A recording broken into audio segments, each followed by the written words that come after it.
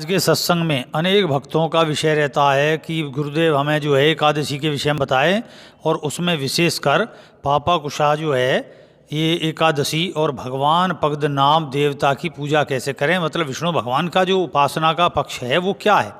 तो पापा कुशम जो एकादशी के दिन जो है मनोवांछित फल की प्राप्ति के लिए भगवान विष्णु के पद्मनाभ स्वरूप की पूजा की जाती है। वैसे तो प्रत्येक एकादशी का अपना ही अलग अलग महत्व है, लेकिन वो सब मैं बताऊंगा आगे भी। लेकिन पापा कुशम एकादशी का व्रत रखने वाले व्यक्ति का कब सभी जाने अनजाने ये 24 जो हैं हमारे जो पाप हैं, 24 जो हमारे तत्व हैं शरीर में, उनके संबंध में उन्हें जो है सामान्य तौर पर ये बनाए गए इस तरीके से। और जाने अनजाने किए गए पापों का प्रायश्चित होता माना जाता है कि इस व्रत को करने से मन और आत्मा दोनों शुद्ध होती है। मन और आत्मा शुद्ध तो सभी व्रतों से होते हैं। पापा कुशम एकादशी का 1000 अश्वमेघ और 100 सूर्य यज्ञ करने के समान फल प्राप्ति करने की ये फल कहा गया है। कहते हैं कि इस एकादशी व्रत के समान कोई अन्य व्रत नहीं है। इसके अतिरिक्त जो व्यक्ति इस एकादशी की रात्रि में जागरण करता हुआ और जप तप करता है वो स्वर्ग का अधिकारी होता है। अर्थात जो है असल में पापा कुशम एकादशी और खासकर पद्मनाभ भगवान का जो स्वरूप है वो सर्वाधिक धन संपत्ति को लेकर अधिक है। इसलिए आप देखोगे कि पद्मनाभ मंदिर में सबसे ज़्यादा धन की प्राप्ति हुई। और इसी संबंधित ये विषय और खासकर ये रात्रि का जागरण है, इस विषय में बताता चलूँगा आगे। पापा कुशम एकादशी के दिन दान करने से शुभ फलों की प्राप्ति होती है। पद्म पुराण के अनुसार जो व्यक्ति सुवर्ण, तिल, भूमि, गो, अन्न, जल, जूते, छाते का दान करता उसे यमराज के भी दर्शन नहीं होते। वो सीधा का सीधा अपनी आत्मा के द्वारा अपने आत्मबल के वजह अपने मोक्ष को प्राप्त होता। अब ये पद्मनाभ स्वामी जो हैं उनका मंदिर भारत के केरल राज्य के तिरुवल्लमपुरम के स्थित भगवान विष्णु का प्रसिद्ध हिंदू मंदिर है। मान्यता के सबसे पहले इस स्थान में भगवान विष्णु की पहली प्रतिमा प्राप्त हुई थी। इसके बाद ही इसके बाद ही अन्य जो है विष्णु भगवान की मूर्तियों का इतना उद्भव हुआ है और इसी स्थान पर मंदिर का निर्माण कराया गया। मंदिर के गर्भगृह में भगवान विष्णु की विशाल मूर्ति विराजमान है, जिसे देखने के लिए हजारों लाखों भक्त दूर दूर से यहाँ आते हैं। और इस प्रतिमा में भगवान विष्णु शेषनाग पर, विशेषकर जो क्या है भगवान विष्णु शेषनाग पर शयन मुद्रा में विराजमान है, योग निद्रा में। मान्यता है कि तिरुअनंतपुरम जो है नामक भगवान के अनंत नामक नाग के नाम पर ही से नाम रखा गया है। यहाँ पर भगवान विष्णु की जो विश्राम अवस्था को पद्मनाभ कहा जाता है और इस रूप में विराजित भगवान यहाँ भी पद्मनाभ स्वामी के नाम से ही विख्यात है। मंदिर का जो महत्व है यहाँ के पवित्र परिवेश में और भी बढ़ जाता है। मंदिर में धूप, दीप, प्रयोग और शंखनाद, विशेषकर क्या है शंखनाद किया जाता है इस दिन की पूजा में। अगर आप व्रत रखते हैं तो शंखनाद अवश्य करें। मंदिर का वातावरण मनमोहक और सुगंधित रहता है। मंदिर में एक स्वर्ण स्तंभ भी बना हुआ है जो मंदिर के सौंदर्य में पूरा एक बहुत सुंदर इजाफा करता है। और मंदिर के गलियारे में अनेक स्तंभ बनाए गए जिन पर सुंदर नक्काशी की गई है और उनकी भव्यता में 4 चांद लगा देती है। मंदिर में प्रवेश के लिए जो है यहाँ पर पूजा के लिए जो है, और वैसे भी आज के व्रत में पापा कुशा जो एकादशी है उसमें पुरुष को धोती और स्त्रियों को साड़ी पहनना अनिवार्य है। ये नहीं कि आपने जो भी करना पहन लिया। और इस मंदिर जो है चूँकि इन्हीं का ध्यान करने का विषय है, इसलिए मैंने इस मंदिर के विषय में बताया कि ये ध्यान का विषय क्यों है। आज के दिन पद्मनाभ जो मंदिर है उसी का ध्यान किया जाता और पद्मनाभ देवता उन्हीं का ध्यान किया जाता, उन्हीं का मंत्र जाप करा जाता। तो इस मंदिर में हिंदुओं को ही प्रवेश मिलता है और मंदिर में हर वर्ष की भांति 2 महत्वपूर्ण उत्सवों का आयोजन किया जाता है, जिसमें एक मार्च और अप्रैल के माह का और दूसरा अक्टूबर और नवंबर के महीने में किया जाता। मंदिर के पास ही एक सरोवर भी है जो पद्म तीर्थ कुलम के नाम से जाना जाता। और इस संबंध में बड़ा रहस्यवादी एक अभी वो हुआ और उसमें जो है 2011 में सर्वोच्च न्यायालय ने पुरातत्व विभाग और अग्निशमन विभाग के अधिकारियों के निर्देश दिया गया कि मंदिर के गुप्त तहखानों खोलें जिसमें रखी वस्तुओं का निरीक्षण करें। और इस तहखाने में रखी लगभग 2 करोड़ मतलब 2 लाख करोड़ की संपत्ति का पता चला। हालांकि अब भी जो है तहखाने बी को जो है खोला नहीं गया और सुप्रीम कोर्ट ने इस तहखानों को खोलने पर रोक लगा दी गई। सुप्रीम कोर्ट के आदेश को कहा गया कि ये संपत्ति मंदिर की है, मंदिर की पवित्रता और सुरक्षा के लिए निश्चित की जानी चाहिए।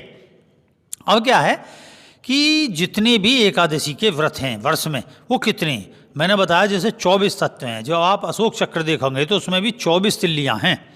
तो इसी प्रकार ये सब एक जो है विधिवत ध्यान की विधियों को पूरे वर्ष में निर्धारित करके भक्तों को दिया गया। तो प्रत्येक वर्ष में पढ़ने वाली एकादशी विधि क्या है? वर्ष के प्रत्येक वर्ष में शुक्ल और कृष्ण पक्ष में आने वाली एकादशी तिथियों के नाम से, और वो इस प्रकार मैं यहाँ देता हूँ। वैदिक जो मास है उसमें जो है हर एक एकादशी का देवता भी अलग है और देवी भी अलग है, और शुक्ल पक्ष की एकादशी और कृष्ण पक्ष की एकादशी हो, इनमें सब में देवी देवता अलग हैं।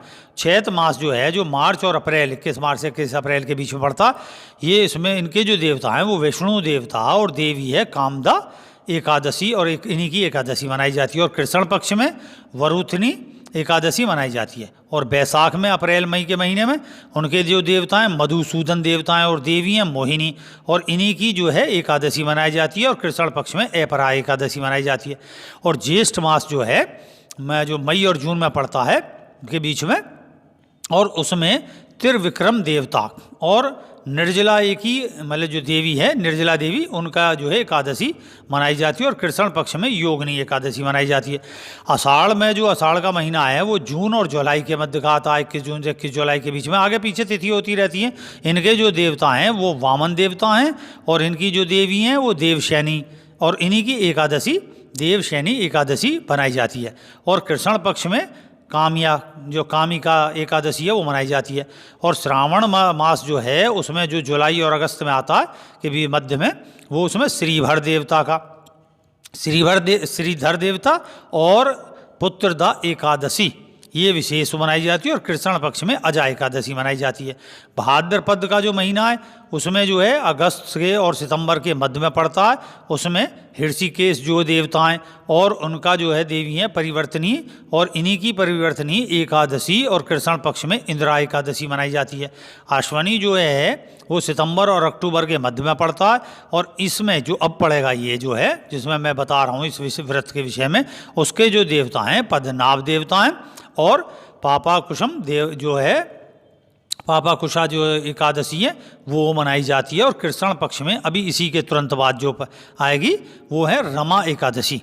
और कार्तिक महीने में जो है अक्टूबर और नवंबर के मध्य में पड़ता है दामोदर देवताएं और प्रबोधनी एकादशी मनाई जाती है। और कृष्ण पक्ष में उत्पन्ना एकादशी मनाई जाती है। और मार्गशीर्ष जो है नवंबर और दिसंबर के मध्य में पड़ता, उसके देवता हैं केशव देवता, और मोक्षदा एकादशी मनाई जाती है। और कृष्ण पक्ष में सफला एकादशी मनाई जाती है। पौष मास में जो है वो दिसंबर और जनवरी के मध्य में जो पड़ता है उसमें नारायण देवता हैं और पुत्रदा एकादशी शुक्ल पक्ष को मनाई जाती है। और कृष्ण पक्ष में जो है षठ तिला एकादशी मनाई जाती है। और माघ जो है जनवरी और फरवरी के जो मध्य पड़ता है उसके देवता हैं माधव देवता, और जया जो है उसकी देवी हैं, और उनकी एकादशी जया एकादशी के रूप में मनाई जाती है शुक्ल पक्ष को। और कृष्ण पक्ष में विजया एकादशी मनाई जाती है। और फागुन में जो फरवरी और मार्च के मध्य में पड़ता है उसके देवता हैं गोविंद देवता, और आमल जो है एकादशी के रूप में मनाई जाती है, आमला जिसमें बढ़ता है। और कृष्ण पक्ष में जो है इसी महीने में पाप जो विमोचनी और पाप जो मोचनी जो है वो एकादशी मनाई जाती है। और अधिक से अधिक 3 वर्ष में एक बार जो है पुरुषोत्तम जो देवता और पद्मनी जो है एकादशी मनाई जाती है शुक्ल पक्ष में, और कृष्ण पक्ष में परमा एकादशी मनाई जाती है। यों 24 एकादशी के 24 देवता और उनकी अलग अलग देवी और उनके अलग अलग मंत्र हैं जो कि बहुत विशेषता के साथ प्राप्त होते हैं। अब यहाँ जो है पापाकुशम जो है इसका विषय है एकादशी का, पापाकुशा एकादशी की तिथि और शुभ मुहूर्त। पापा जो दशा जो एकादशी है उसका जो प्रारंभ हुआ है जो आज के इस वर्ष में 2019 में वो 8 अक्टूबर 2019 को दोपहर 2:50 से शुरू हुआ, और एकादशी तिथि का जो समापन है वो आज जो है 9 अक्टूबर 2019 को शाम 5:19 तक है। और द्वादश के दिन इसका जो है पारण मुहूर्त जो होता है वो 10 अक्टूबर को होगा 2019 को सुबह 6:18:40 तक, और यह सुबह 8:38 और 26 तक। और कुल अवधि कितनी हुई 2 घंटा 19 मिनट। इसे आप ध्यान रखेंगे, ये विशेष तिथि है इसमें। और पगदनाभ देवता और किस मंत्र की पूजा करें, जो है असल में इनका जो है सुबह जैसे आप उठोगे तब आएगा वेंकटेश प्रभातम, ये संस्कृत का शब्द है। वेंकटेश शुभ प्रभातम से नमन करेंगे और ओम ह्रीम पगदनाभाय ह्रीम फट स्वाहा, ओम ह्रीम पगदनाभाय ह्रीम फट स्वाहा, ये मंत्र कहीं भी नहीं है, ये मैं आपके लिए दे रहा हूँ। सुबह मैंने इस विषय पर ध्यान करा, तब थोड़ा सा इस विषय को जानकर फिर मैंने लिखा। इस विषय पर कोई विशेष लेख नहीं प्राप्त होता। तो वेंकटेश जो सुप्रभातम के नाम से नमन करें और इस मंत्र के साथ, और ओम ह्रीम पगदनाभाय ह्रीम फट स्वाहा से जप करें, और पगदनाभ देवता का हृदय चक्र में जो इनकी तस्वीर है उसको देखते हुए ध्यान करें। और ऐसा कहा जाता है इसके विषय में, इस मंदिर के विषय में तो बहुत बड़े रहस्य आप वीडियो भरे पड़े मिलेंगे कि इस देवता को जो नागबंधन है और नागपाशम मंत्र का प्रयोग करके बंद कर दिया गया। इसलिए इतनी सिद्धियों के साथ ही इसे केवल गरुड़ मंत्र का स्पष्ट और सटीक मंत्रोच्चारण करके ही खोला जा सकता है। अगर इसमें कोई गलती हो गई तो मृत्यु निश्चित मानी गई है। ऐसे हाल में ही एक याचिका जो दर्ज की गई, उनकी भी रहस्यमयी मृत्यु में स्थिति में मृत्यु हो गई। और ज़्यादातर फिर क्या प्रचलित हुआ कि भाई इन्हें सबको छोड़ो, इतने कठिन मंत्र हैं, इन्हें कौन याद करेगा, भाई नागपाशम को कौन याद करेगा, और इससे किस तरीके से इस सब रहस्य को खोला जाएगा। जैसे दुर्गा सप्तशती के है ना कीलक वगैरह, ये सब ऐसी इसकी भी है। तो बाद में इनका प्रचलित मंत्र हो गया ओम नमो भगवते वासुदेवाय। तो इनका मंत्र ये सर्वाधिक प्रचलित हुआ और इसी से जप करने का वो आया कि भगवान विष्णु का धूप दीप से आरती और करनी चाहिए। लेकिन भाई जो देवी और जो देवता होता उसी का ही मंत्र और उसी की विधि और उसी के ध्यान करने से ही लाभ होता है। तो वेंकट सुप्रभातम के साथ नमन करके और ओम ह्रीम पगदनाभाय ह्रीम फट स्वाहा के नाम से जप करते हुए इसका ध्यान करें।